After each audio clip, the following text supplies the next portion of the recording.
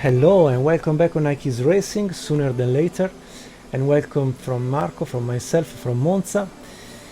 Today, what a beautiful way to remember one particular season that changed forever F1, despite F1 nowadays not being what was back in the past, even if we go back just 15 years ago, if not 10. Yeah, let's say 10. And F1 Challenge by Valerio Bertolotti helps a lot to dig into the history of this once was real motorsport event, and between the all technological things we had during every decade, one in particular, and sorry for my parrot that every time I talk my female parrot Blue Crimson Rosella starts to tweet and sing, so pardon her, she lives free in my house. And let me see if I can insert then a video of her singing when I talk. So yes, as you can see, she lives somewhere in my house, and so maybe you will have a brief example of tweeting. Blue, tweet now. She doesn't, just when I speak. So sorry. Back on real thing, motorsport things. The 1978, compared to many other decades where we have seen the arrival of Formula 1 type cars, racing anyway together with Formula 2 and some free formulas in the 50s. Then we have seen at the end of the 50s the arrival of the rear engine mounted vehicles that dominated the scene from there until nowadays.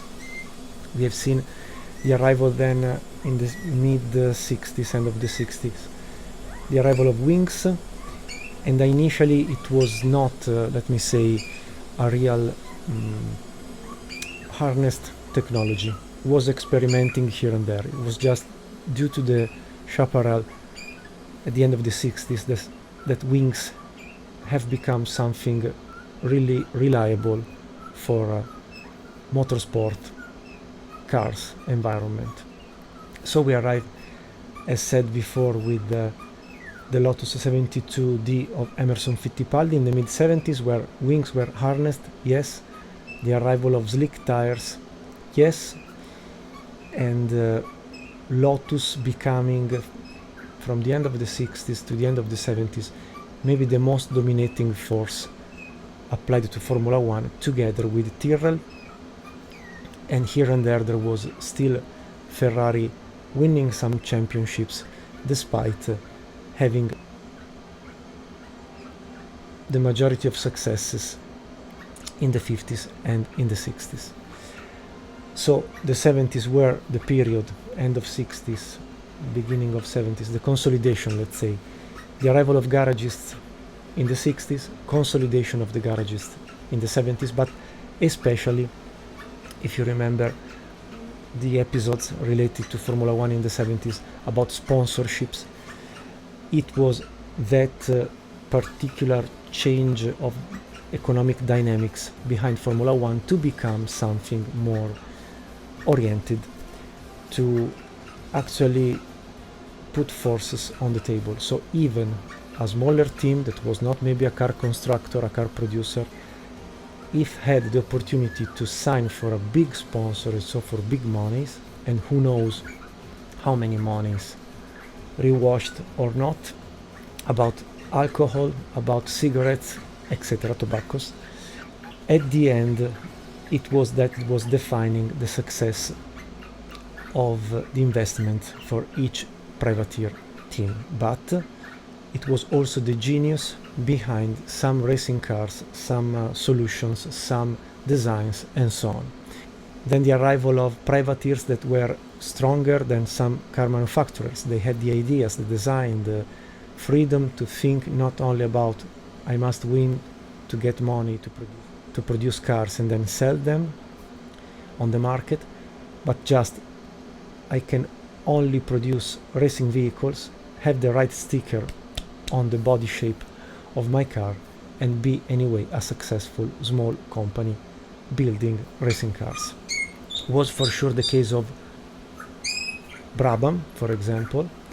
Not so sure about Lotus, that anyway produced beautiful road vehicles since the beginning. And Lotus, thinking about the metaphoric matter about a flower that is so liked to stay on top of the water, but having anyway strong roots attached to the ground, is absolutely the perfect translation for Lotus in the season 1978, where I should have started in 1977, as I said in a previous video about Grand Prix 2, regarding what was, let me say, the initial season when ground effect arrives definitely in Formula 1, but not with the original and definitive solution to win everything or almost everything.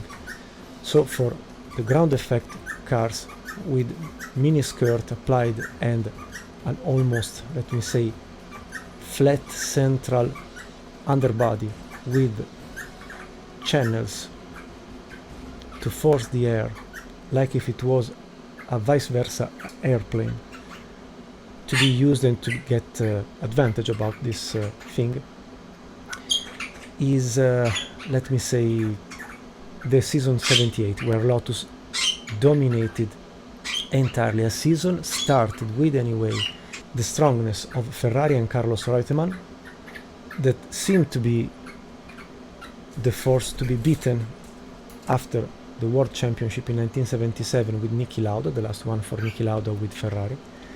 But after the first quarter of the season, Lotus introduced the model 79 that allowed Mario Andretti and Ronnie Peterons to quickly resurge from a starting championship so-and-so and finally clinching the title both for drivers and constructor. So is this figure with the starting field of the Italian Grand Prix, so to have also the late and great Ronnie Peterons with us today. You cannot forget the blue and yellow Sweden flag on the helmet for Ronnie, and you see with the Italian Grand Prix, the 14th out of 16 races, the model 78 that was used in that race, unluckily for Ronnie, with many polemics behind, more rightly than wrongly. But what I wanted to say was Lotus started the season with this model, just clinched some good placement, and with the arrival of the 79 was definitely the car to be entirely beaten, and everybody else was defeated by the 79 model. The 78 was something coming from the previous season, and that allowed Lotus anyway to start rightly in a strong position, but the consolidation of the success was the following model that we are going to drive as Mario Andretti for this particular theme. I just put out the thing that the accuracy of the reproduction digitally of this model, it is anyway credible, more than credible, to see that mini skirt and ground effect was there since the previous season. Below there was maybe less care for the aerodynamic in the underbody, but was an experimenting, going better and better race by race. And here you can see that the underbody of the car was technically empty, apart from the engine and the transmission and the chassis, and a lot was put between the front and the mid part of the car. The rest was up to wings, so a sort of hybrid between the arrival of wings and the consolidations of technologies regarding wings, with the start in 1977 of something not yet understood until Colin Chapman understood that, and not only him, I mean, creating a vice versa airplane wing below the car, at the bottom of the car, was the right solution. So we moved from this to this, that was more covered, if I can say so, from a body shape point of view, and the only thing not interfering with the rest of the aerodynamic was technically the transmission, but at that point the sealed bottom of the car was absolutely completely harnessed.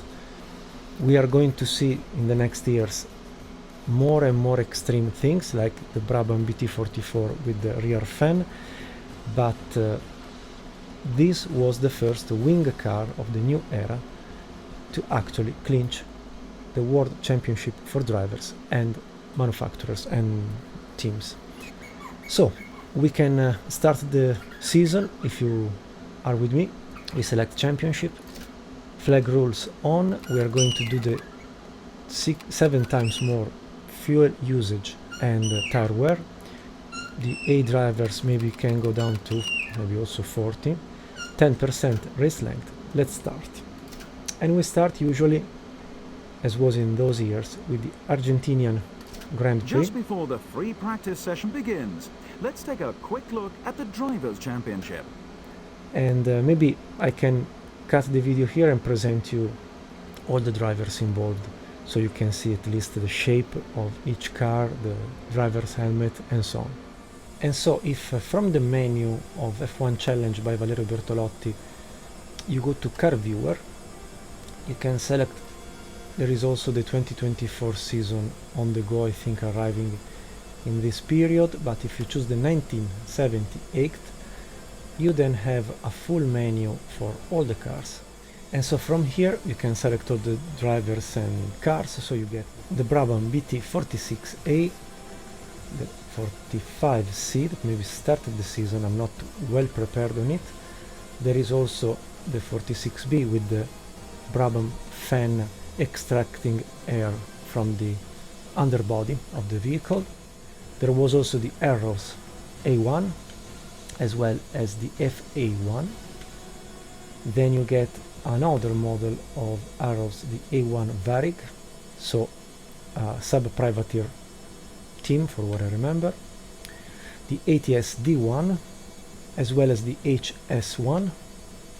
Then we go to Mario Deloitti Racing, wow, driving an Ensign MN177, the same model for the Tissot Ensign Racing team. We go then to Esket in its final season for what I remember after successes with James Hunt at the beginning of the 70s, mid part of the 70s, with the P308E. Interscoop Racing running a Shadow DN9, Sash Racing, another Ensign MN177, Theodore with the model TR1, Ferrari with the 312 T2 model, as well as the T3, so something coming from 1977, updated for 1978 for the delight of Carlos Reutemann and Gilles Villeneuve. We go to Emerson Fittipaldi creating his own team with the support of the Copersucar company from Brazil with the Fittipaldi R5A. Surtees, yes, the John Surtees ex-F1 driver, world champion both with motorbikes and Formula 1 at the maximum level with the TS19, TS20 for an updated model. Back again to Parmalat Racing Team with the Brabham BT46A. Something I didn't knew, the team Liget with the McLaren M23 coming from the previous season and maybe also 76. Also McLaren M26 for what I read. Sorry for my glasses, but I forgot my usual ones at my girlfriend's house. McLaren M23. Then we get a Ligier with the JS7 as well as the JS9 model, more wing car. Lotus, as said, with the 78 model coming from the previous season, used at the beginning of 1978, and finally the 79 dominating force seen in that season that we will drag together. Automobile Martini with the Martini MK23, Centro Wow, Asegurador R1 with the McLaren M23, what a chassis to be used also as a privateer. Also Lovenbrau sponsorship, the one seen also with Al Horvath and Derek Bell in the IMSA Championship at the beginning of the 80s, and maybe a bit longer. Another McLaren M23, official Marlboro McLaren M29 for that season, a Melchester privateer with a McLaren M23, Arturo Merzario, the Italian technically all-winning driver, especially with Alfa Romeo at the beginning of the 70s in the World Sports Car Championship, driving owned and designed and built Merzario A1 model. We get an updated version of the A1. Hector Rebac, that did drive a Lotus 78 as a privateer. Renault in 1977 debuted with the turbo engine, the Gordini V6 turbocharged engine. The RS21 was the car for the 1978 season. Then we get another Shadow DN 8B, very similar to the McLaren M23 for the Shadow team, that did race also with the model DN9. Surtees, with a Surtees TS19 beta sponsored, as well as an updated version named TS20 with the sponsorship of Beta Tools. Another Theodore with the TR1, powered by a Ford Cosworth engine that was the majority for everybody. Coming from the period 1977 of the Wolf Racing team, there was also a Theodore Wolf WR4. Tyrrell abandoned the 4 steering wheels front end with a more, let me say, natural and standard 2 front wheels steering with the model 008, abandoning the P34 after leaving the model P34 to the history in the books. Williams, a privateer, another one, but this time finally building a chassis as the FW06. Back to the Lotus with the 79 model. Wolf was still there with Jody Scheckter with the WR5 after a successful debut in 1977 with the WR4, winning at the debut. I don't remember if in Argentina or anyway at the first season, at the first race of the season. That's it. These are all the cars involved in today's and until the end of the season future episodes. Then you can go back to the menu and reload the 78th season, and apart the choice of the dashboard, maybe we can select the last race of the season, so also Ronnie Peterson will have a Lotus 79 model. Then you can technically go ahead with all the OKs that are automatically fulfilling your starting grid. So yes, let's go ahead and from a season report, the 1978 World Championship and International Cup for F1 constructors were contested concurrently over a 16-race series. The 1978 season started at the varied Parque Almirante Brown circuit in Buenos Aires, Argentina, where Mario Andretti took pole position in his Lotus 78, with home favorite Carlos Reutemann's Ferrari joining him in the front row, and Ronnie Peterson in the other Lotus, third on the grid. The start was uneventful, with Andretti and Reutemann easily keeping first and second, and with John Watson in the Brabham taking third from Peterson. Watson took second from Reutemann on the 7th lap, but Andretti was uncatchable. Reutemann ran third for a while, but then he began to drop down the order due to tire problems. So, reigning world champion Niki Lauda took third in his Brabham, which became second with 10 laps left when John Watson's engine blew up. Andretti motored on to a crushing victory, with Lauda second and Patrick Depailler Tyrrell taking the final spot on the podium. This had been an unusual Argentine Grand Prix, although the summer weather had been usually hot, although not as hot as the previous year. The attrition rate hadn't been as high, nor had the pole sitter retired. I just wanted to create a quick car setup with maybe soft tires. I will load all the maximum fuel available, also because we have to run for 5 laps. I do want a buffer, no pit stops. We can maybe keep Let me do a final high gear ratio, maybe too much, but I suppose that we will go around 300 kph given the nature of the track. I should also remember a bit more of the track, and maybe then we will apply this car setup also for other circuits. Wings are at the maximum 10 and 20, I suppose, so maybe we can do 5 and 10, just because it is a track to be driven but also with long straight. Maximum radiator intake, the size of the radiator. Engine brake the maximum. Steering wheel, let's see which is the upper value, 29, okay. As always, maximum anti-roll bar at the front, 1 touch down, minimum rear anti-roll bar. Differential during deceleration, without knowing the car I would do a 75-75 while accelerating and while lifting, as well as the differential lock overall as 75. Then I would go also down with the camber, like for Power and Glory and GTR2, 09 and 05, respectively front and rear. I don't know about the kilopascal to inflate tires, it's okay.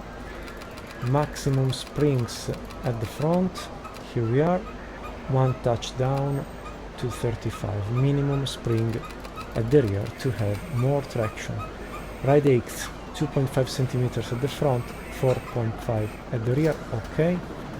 Fast bumpers to the maximum, and then 1 touch down. Rear, minimum softness to have traction. The same for rebound damping, maximum, then 1 touch down. At the rear, minimum as it is. Fine. What else? Disc size already at the maximum, front and rear. Okay, should be decently okay. That's it. That's it. Fine. So just it's not scientific, I mean just a personal suggestion, and then always save.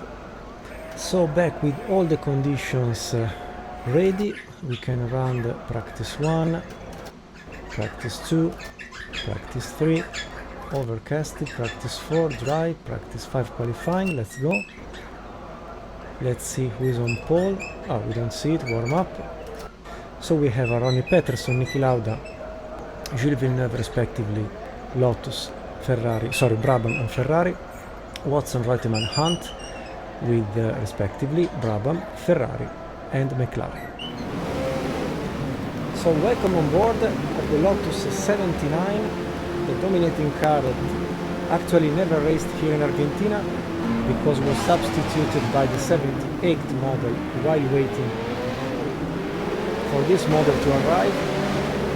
So the good model that allowed Lotus anyway to be competitive in 1977 edition was named Lotus 78. There's a crash here. Touched.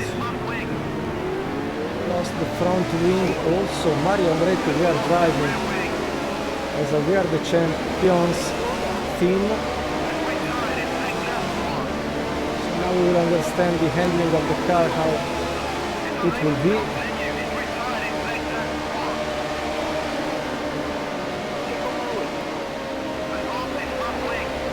Let's understand where the grip is.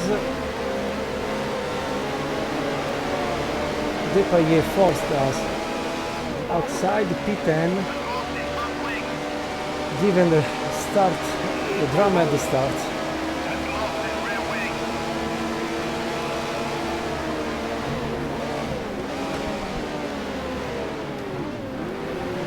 Also just reached Jean-Pierre Joliet, the same model of Lotus. Oof, what are they doing? Silly things.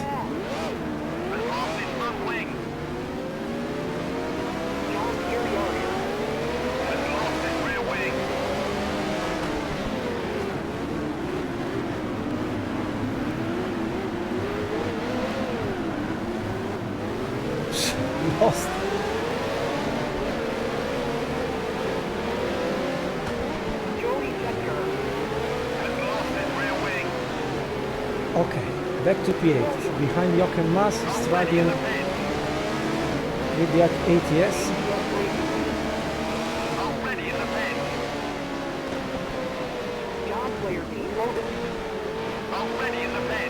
P7 following Alan Jones, future world champion in 1980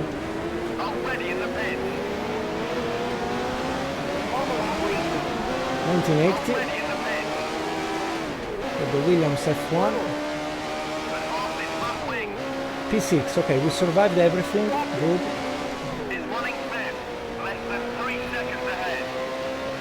It's very chatting, the radio commentator engineer, so maybe we will reduce it for the next race. Following John Watson.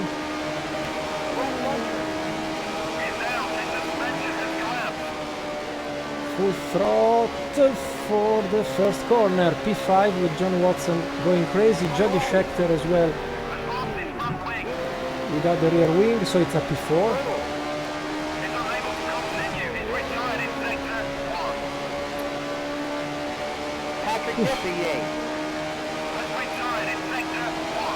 Just 2 laps elapsed.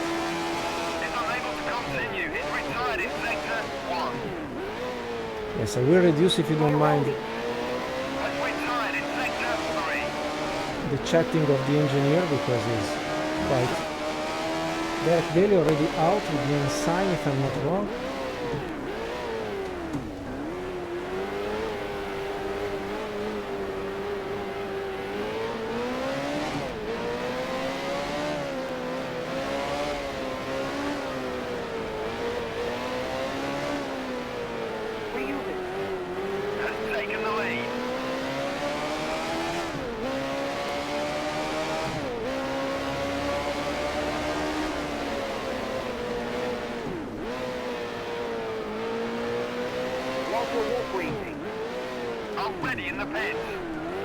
Oops, lost the rear, and after introducing the first gear, quite a rally chicane. René Arnoux, Jochen Mass, Jean-Pierre Jobouil, Di Pironi, Lauda, so many retirements, so it will be important to score points today.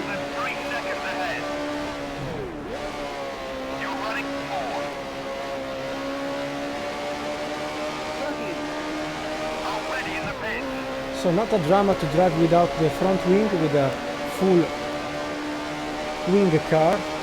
The underbody, sorry, does all the needed downforce.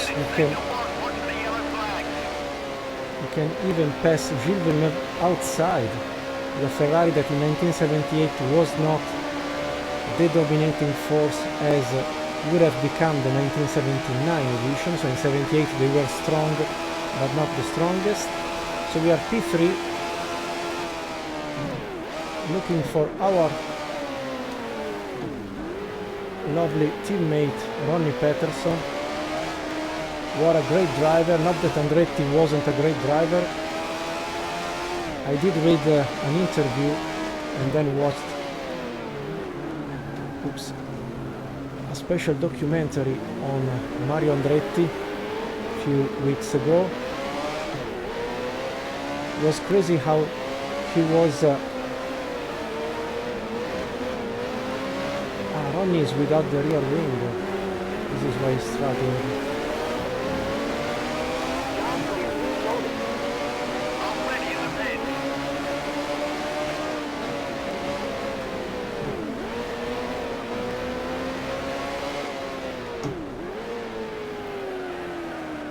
Yes, here the understeer is much more felt, and this jump, it is not really a real thing. Back in P4, Peterson at the pit, half of the race.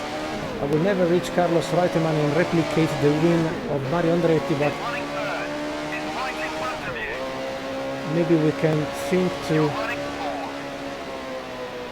at least catch again Gilles Villeneuve.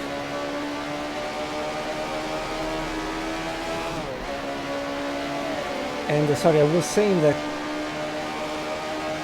watching the documentary on Mario Andretti here from Sky Italia was quite emotional, given how Mario Andretti talked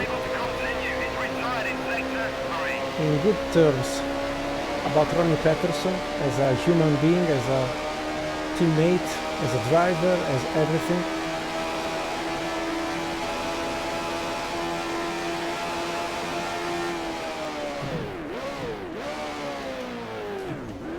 Nonetheless, Mario Andretti was, by Colin Chapman and the Lotus team, considered anyway the driver number one.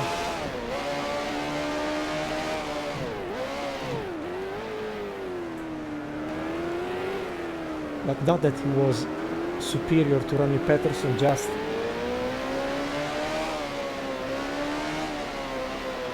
more constant, more keen to understand the car mechanically and have those advantages.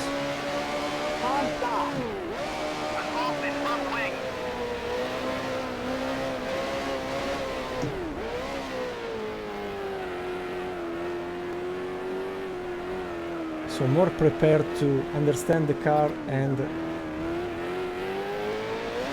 drive to the limit, knowing better how the car behaved and so on. It's running first, about 10 seconds ahead. You're running second. You're on the final lap, don't stop now. Well done, you've just set the fastest lap of the race. Fastest lap of the race despite not having the front wing detached at the start. Quite crazy.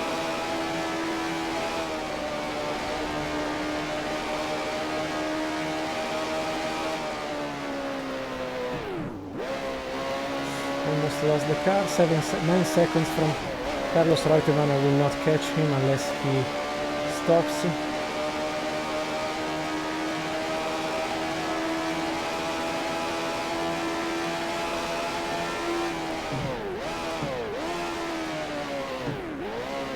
The car setup overall is not a drama. Already in the pit.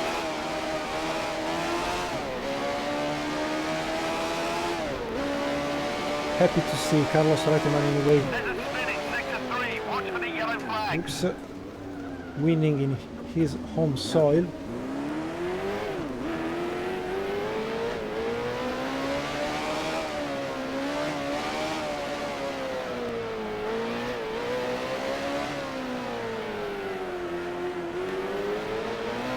There's a spinning sector 3, watch for the yellow flag. Stay on the road, Marco.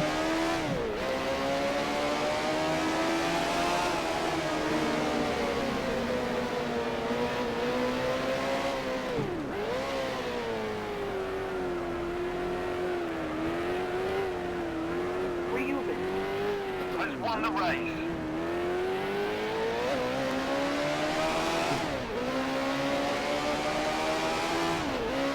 Well done, you finished second. Fine, it's okay to win race, but arriving second without the front wing is absolutely Has finished third. something propedeutic to the next step of the season. So Carlos Reutemann winning with the Ferrari T2 or T3 already. With the race over, let's take a And look at the then we classifying have results. Mario Andretti said, Gilles Villeneuve third, Patrick Tambay fourth, Emerson Fittipaldi fifth, Keke Rosberg sixth, The team. getting With the points. results confirmed, it's high time we updated the Drivers' Championship. So yes, 964, 321, Reusman. 0. Moves up into Scuderia Ferrari. And step up into first 13 position to for- lead the Constructors' Championship. Shut up. And Scuderia Ferrari 13 points, 6 for John Player Team Lotus, 3 Lovenbrough Team McLaren, Fittipaldi Automotive 2, ATS Racing 1 point. Next race will be at the Jacarepaguá Just venue, before the free, well, that and Brazil was the country where the drivers traveled for the second round of the season. Formula One made its first visit to the new Jacarepaguá Autodrome In Rio de Janeiro, after 6 years, and the very bumpy and demanding Interlagos circuit in Sao Paulo, the Jacarepaguá circuit was to be visited by Formula One for the rest of the next decade. The typically extreme weather during January in Rio meant that this race was run in oppressively hot and humid conditions. Ronnie Peterson took pole position with James Hunt driving for McLaren, beating Andretti to second. At the start, Reutemann beat the trio into the first corner, with James Hunt and Mario Andretti following, as Peterson got a bad start. James Hunt ran second until he had to pit for tires, and as a result, Andretti took the place until late in the race when he suffered gearbox issues, which handed second to Fittipaldi and third to Niki Lauda. James Hunt eventually spun out of the race after being knocked out by the hot and humid condition on lap 26, as did Tambay on lap 35, and Villeneuve one lap later. Let's go quickly to practice qualifying and ready for the race. With Ronnie Peterson on pole, Niki Lauda, Carlos Reutemann, Gilles Villeneuve, James Hunt, John Watson, the first 6 positions. I conclude the history of this race. Tambay on lap 35 and Villeneuve one lap later, as said, spun out of the race. Reutemann was never headed at the front and went to win comfortably, with double world champion Emerson Fittipaldi in his brother's team finishes second and Lauda third, with both overhauling and ailing Andretti towards the end, who eventually finished fourth, ahead of Regazzoni and Pironi, who rounded out the top 6. So race 2 out of 4, we will have 6 laps to cover, so we can go back to Argentina 78, load the car setup and save it under Brazil 78. Save, yes, and it will remain forever. Maybe we can use less fuel here, going down to 9 laps maybe. It's okay this way, resave it, and ready again to race the race number 2. So ready for the second race of the season, as said. I decently know this track.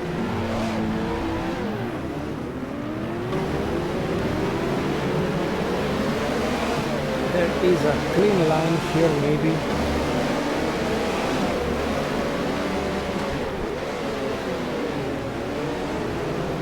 Some clashes maybe here and there.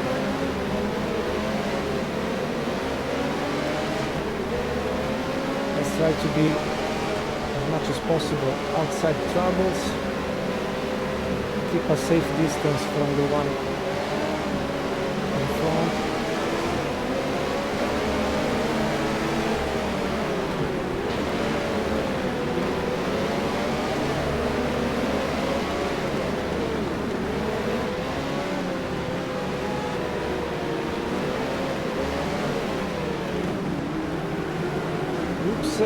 First gear too early, cold tires also. Let's see now the top speed, if the Argentinian Grand Prix is suitable also to the Jacarepaguá. I would say yes. 5th gear inserted at the mid of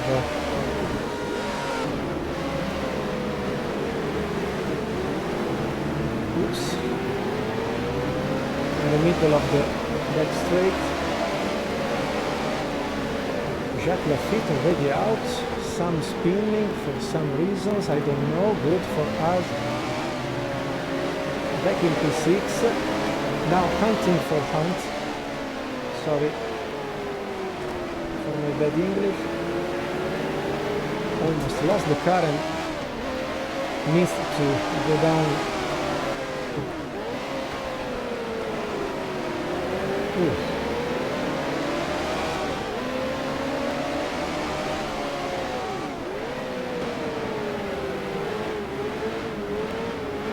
Okay, a bit of understeer, I must admit, but we will fine-tune the car setup for the next appointments. Let's see if we can catch Hunt.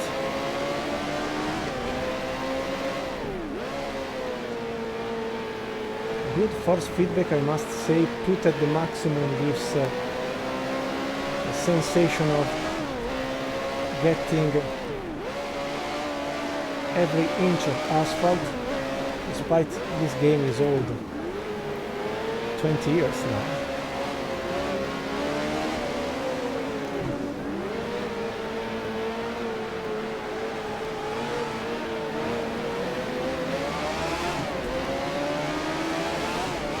Well, not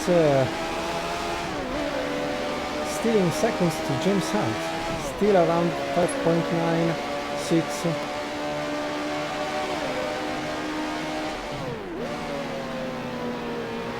He's retiring.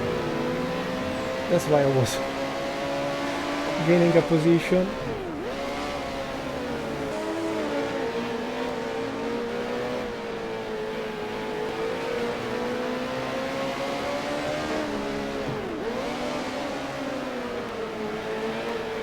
Okay, cold tires now a bit better on the grip.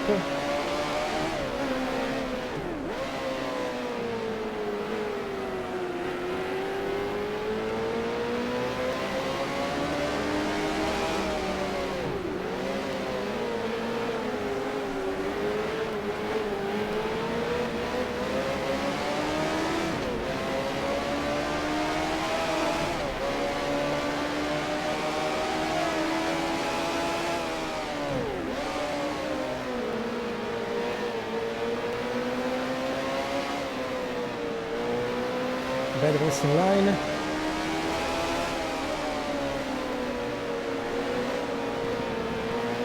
I keep on third gear.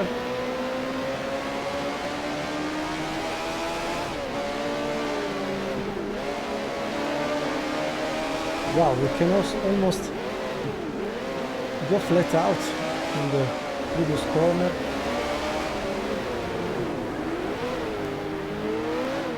Maybe we can close more the differential, will be beneficial while decelerating.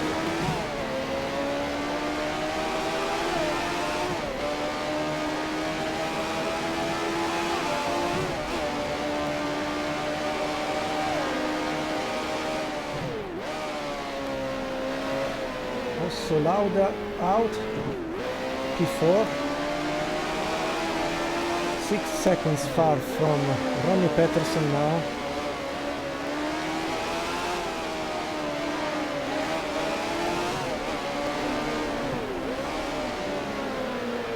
Also we'll go for the podium, hopefully. Also because Peterons and Villeneuve are together.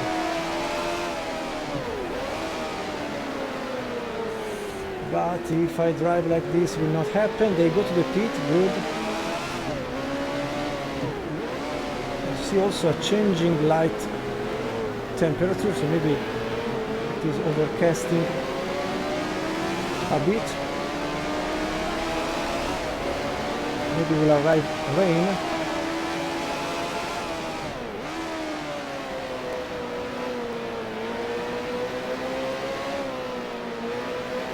Seven seconds to catch Carlos Reutemann.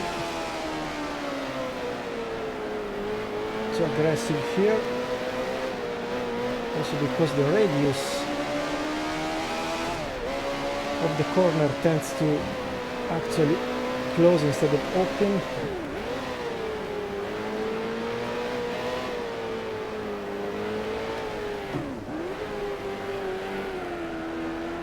Let's try in second gear here.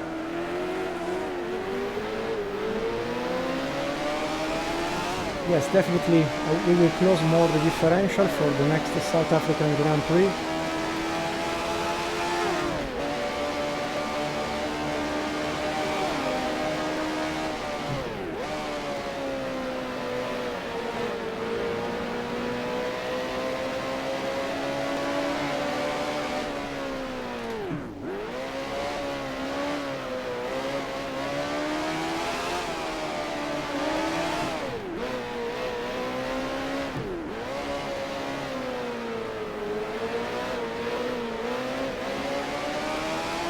Two laps to go.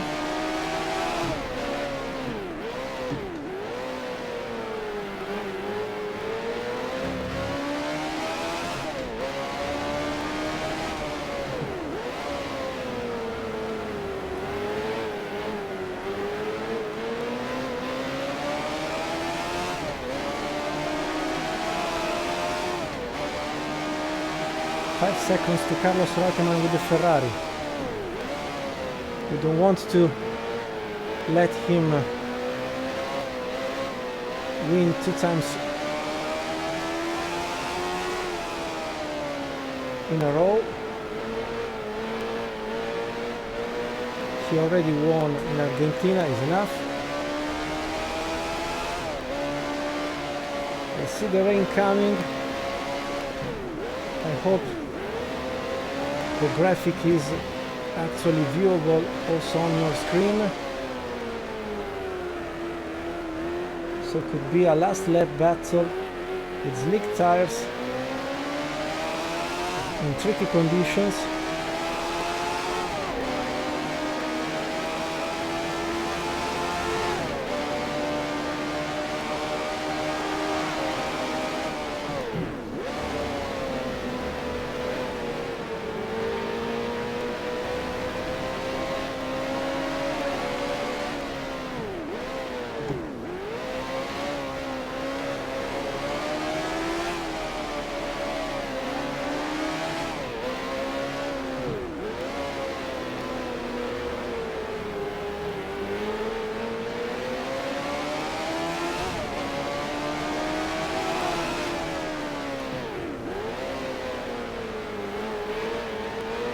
If he goes to the pit,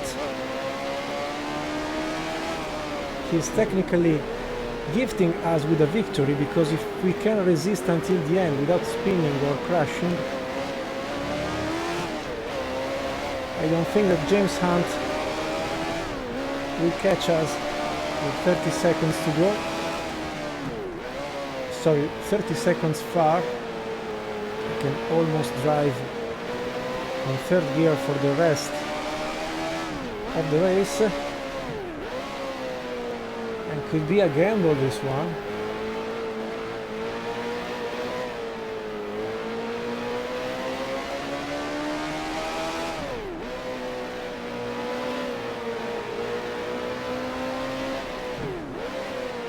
Well, Reutemann now 19 seconds far, so just changed tires for the last lap.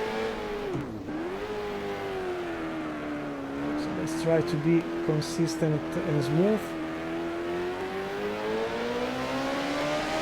The track surface is not yet completely wet.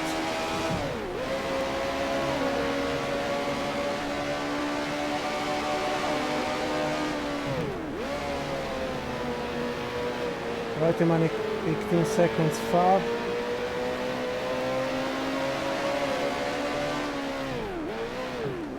Ooh, now the car spins very much, as said.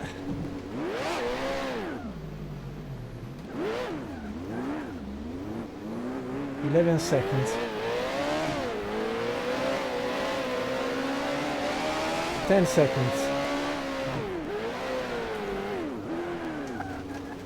Now it is like on ice. Cannot accept to screw up like this. A race already won. Few corners.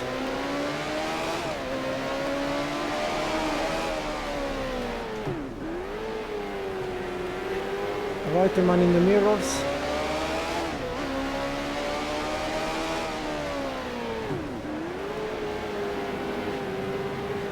He spun. Luckily for us, trying an attempt to win the race, but we win the race. Fine. Very fine. This is quite a victory with slick tires on a wet surface.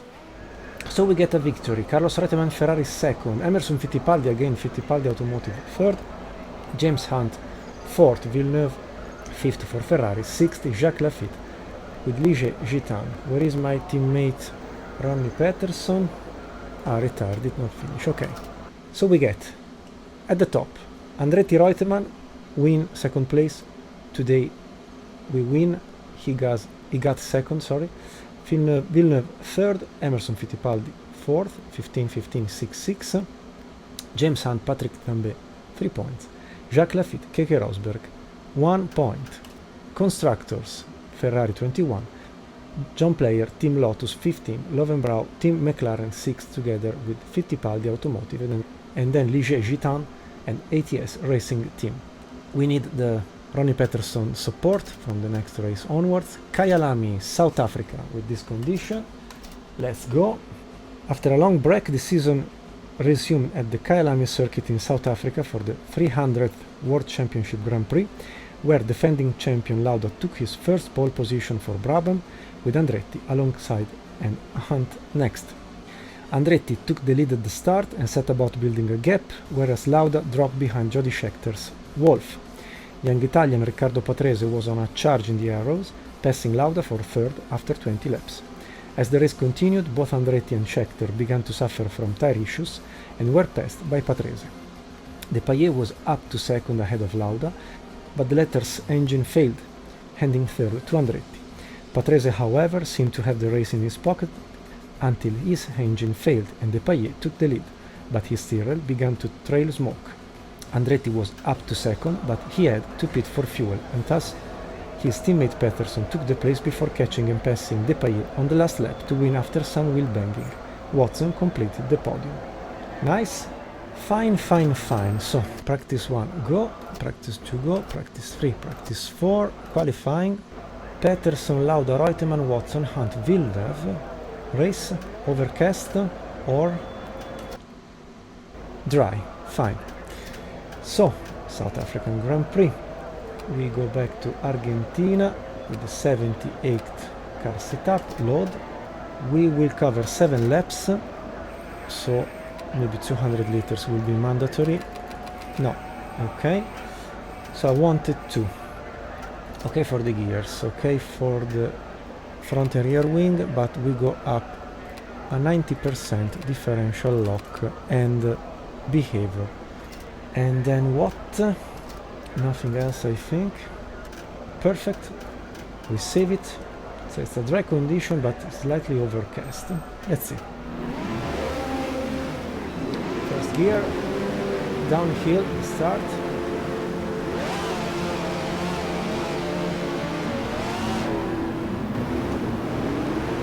Let's see where all go.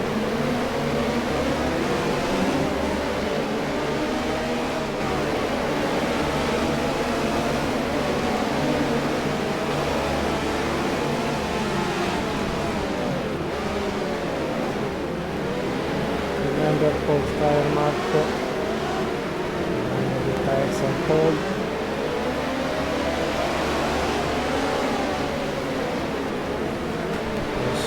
Disc brakes are not the optimal temperature.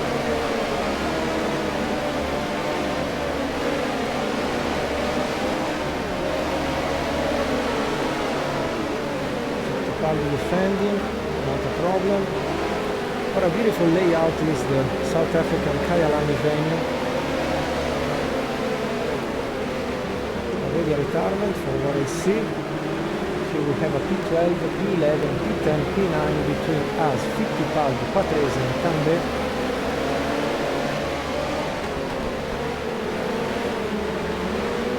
Patrese gives up. Externally on Fittipaldi. Internally with Tambe, yes. Now flat out to the end.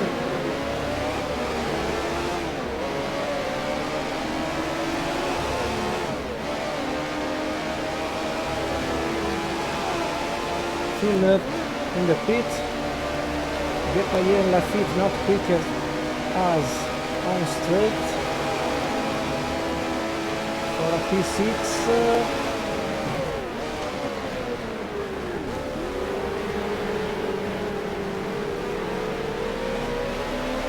More traction, yes. Lauda out, good for us. Yes, with a wing car, the higher the speed, the higher the downforce.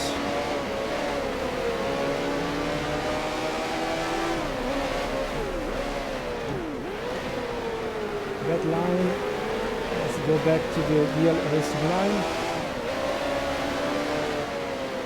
Let's keep the third gear. So to not overcomplicate the exit as well here. So soft exiting, cornering. Jody Scheckter with the Wolf in front of us.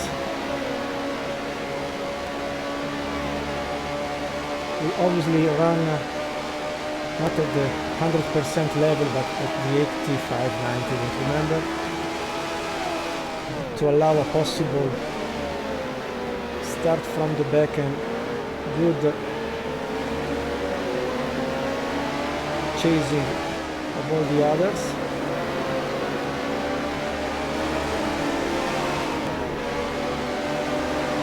P5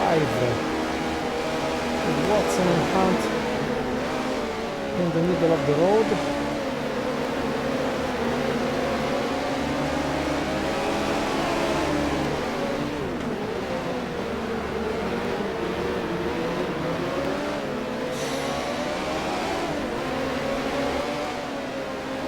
It's P3 now. Let's hope that Ronnie Peterson will keep the position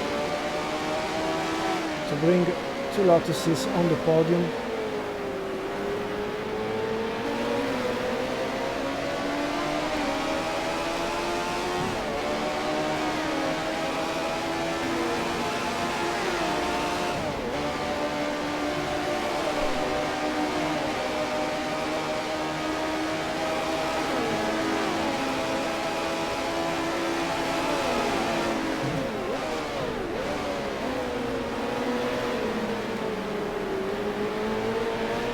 Yes, more traction, we pass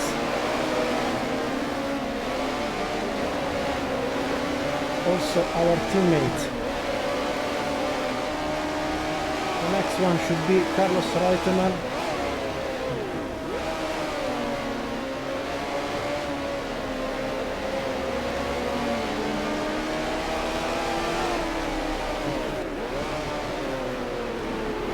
The thing will be make Reutemann lose time and allow Peterson to pass him with an Italian mafia style of ruining the others to take advantage.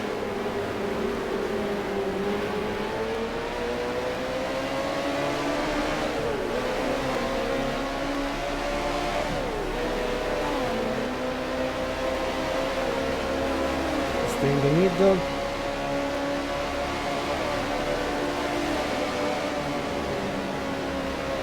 There's also an overlap car coming out from the pit, is Brett Langer.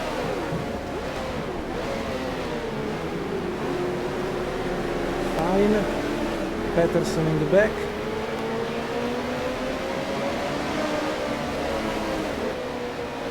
Maybe it was the Peterson second, sorry. Let's wait for him.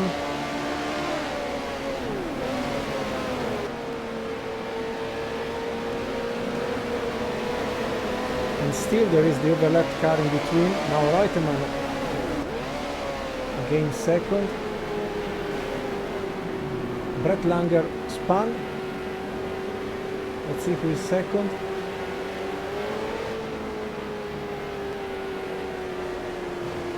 I don't see Ronnie Peterson anymore.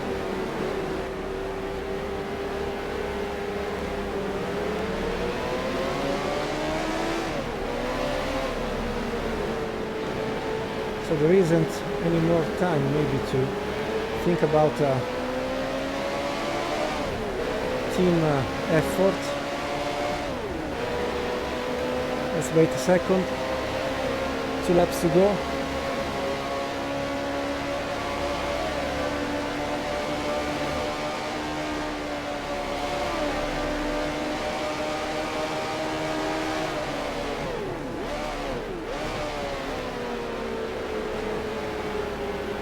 A bit far, but maybe we can fight.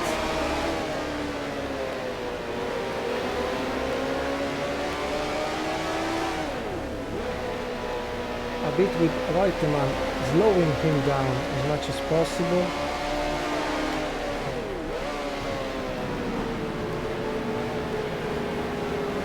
Rupert Kagan retired. Some overlap in slower car in the middle. There is also Hector Roback with another Lotus but 78 model.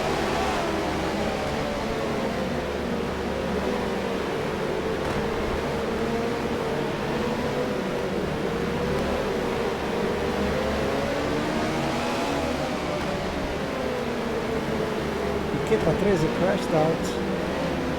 Rosberg in the middle. Okay, let's go. I don't want to risk to be involved into something dramatic like a bad action with there was a flying black rear wing with John Player Special sponsorship. It's not our, luckily.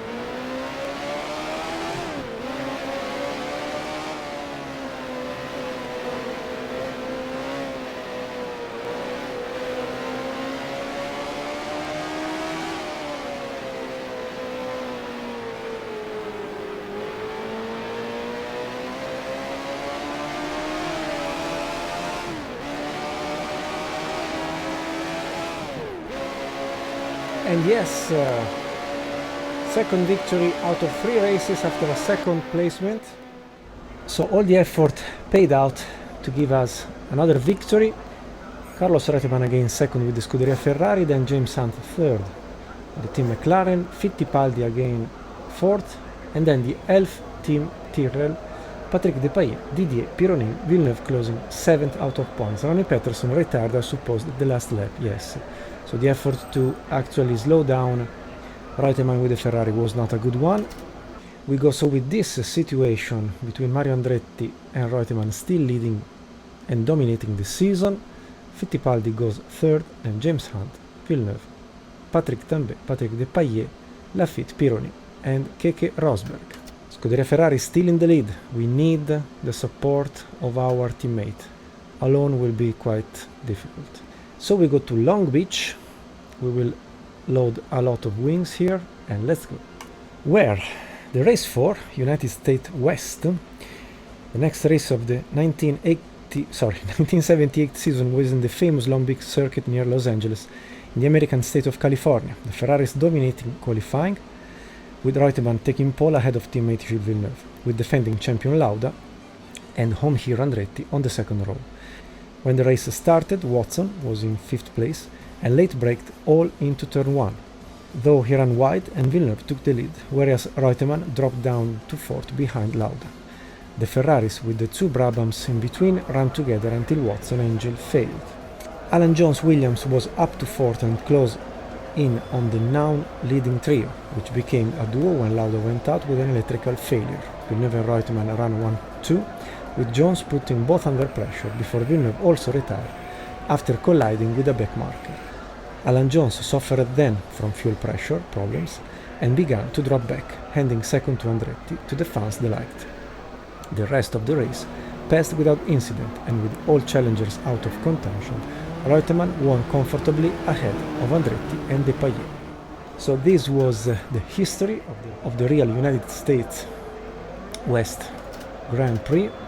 We can go back to catch the South African Kyalami 78th setup, saving it as Long Beach Lotus 78 with the changes about, for sure, more wings and 1 final gear reduced, because I don't think we will need so much high speed. It's a street circuit, I think, should be enough. We must cover 7 laps, so maybe we can go down to 10 or 9. Fine. Soft tires, yes. As you can see, it's sometimes very practical to just have a correct car setup as a base, and then you drive everything, just changing gears and wings depending on the type of track. Fine, first gear, very close to the wall, strange positioning.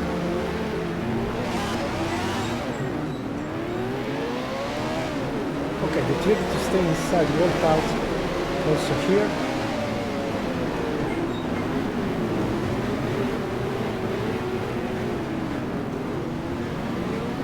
Tambay and Jean-Pierre Joliet sneaking inside! No! Bad move, Marco, with your teammate.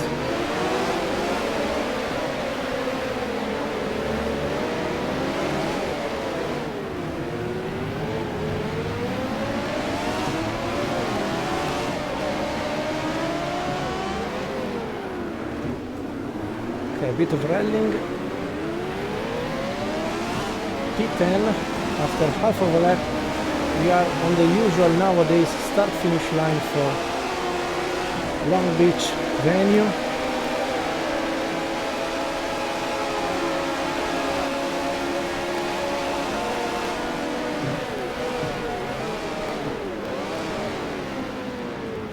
Jean-Pierre Jabouille crashing.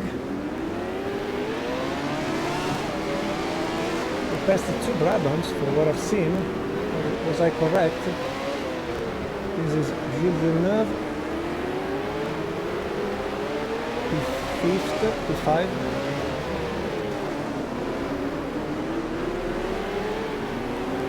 Yes, we pass it inside. We pass inside, not in the pit, sorry.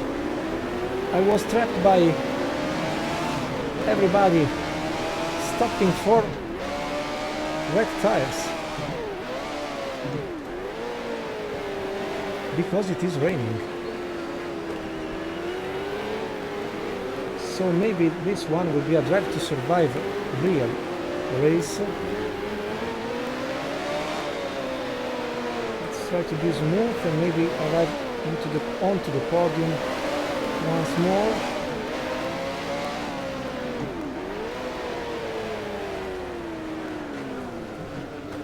Well, for a city street circuit, it's not very good to drive with slick tires, as you can see.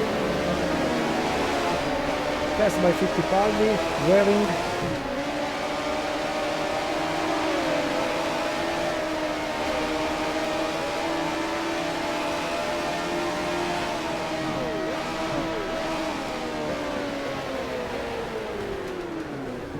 Defend the position, cutting the road to Emerson.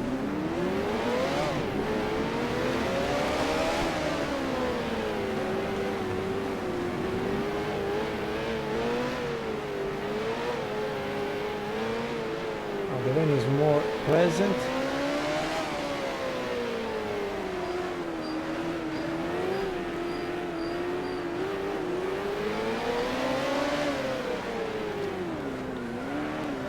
Okay. Well, it is drying up.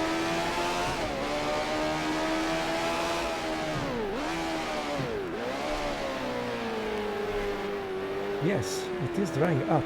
The track groove, track surface where I drive the possibly ideal line is drying up. So who stopped for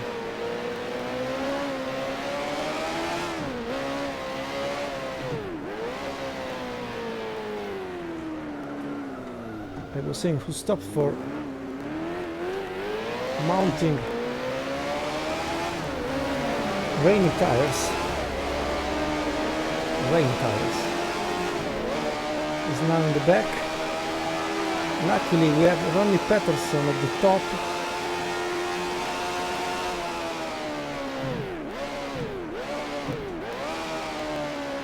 would be more than delighted to see him win, but I must think to defend my position 8 seconds over Riccardo Patrese that could steal points to Carlos Reutemann, possibly.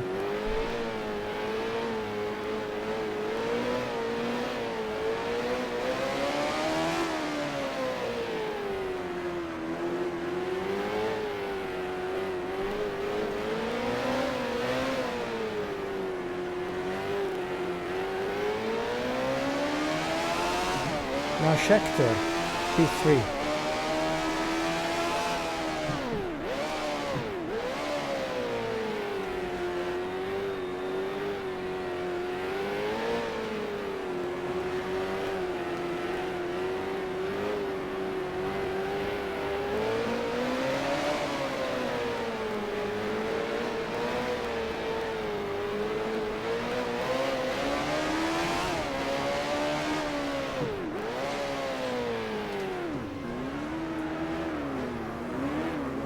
Scheckter is arriving, 3 laps to go. So not an easy task to defend my position with a broken front wing. We will try to do exactly what we did in the first appointment in Argentina, securing at least a good decent spot on the podium possibly.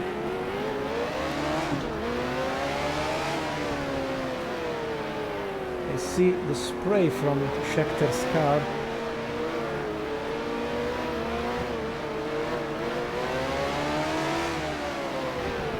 So it is still raining, or at least the track surface is not so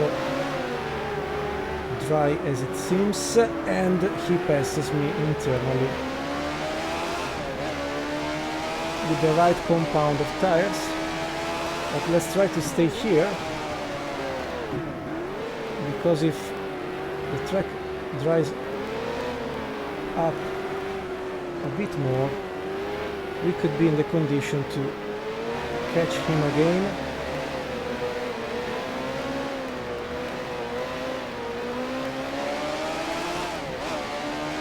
Because here is dry, at least the racing line.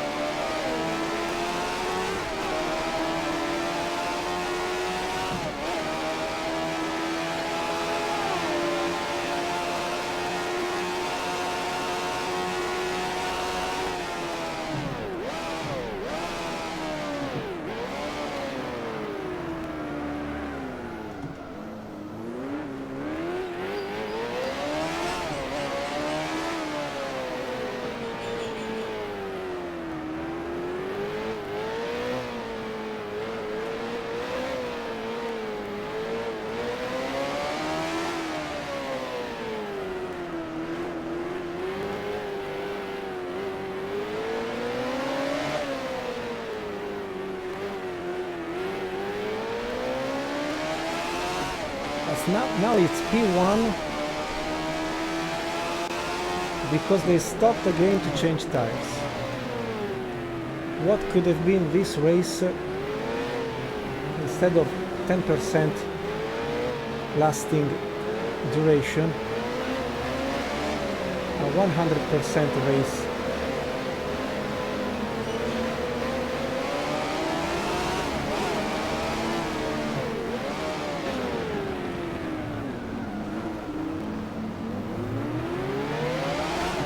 Stuck not willing to be passed and overlapped.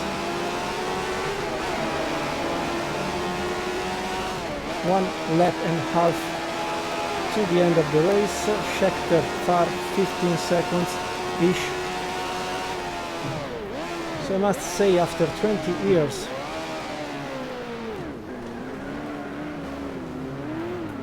about the arrival of them on the market of this track, this track is demonstrating how fine-tuned was actually the weather changing conditions.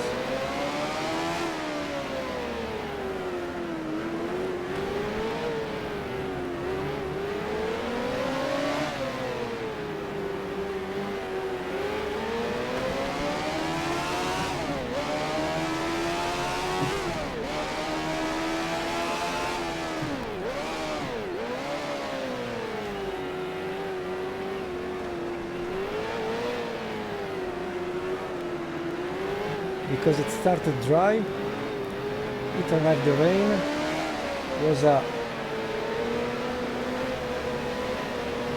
let me say, 30% presence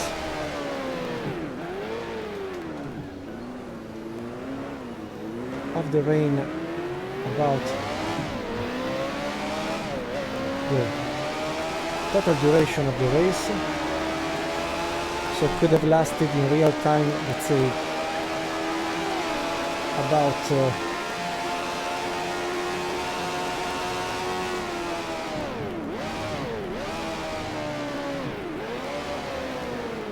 I don't know, 30 laps from lap 1, lap number 10 up to 40. Obviously we would have changed at least once tires in that scenario. Then the rain stopped and we went for at least an almost dry racing line. So everybody very briefly decided to go for a rain option initially, then switch back to slick tires. Instead we stayed out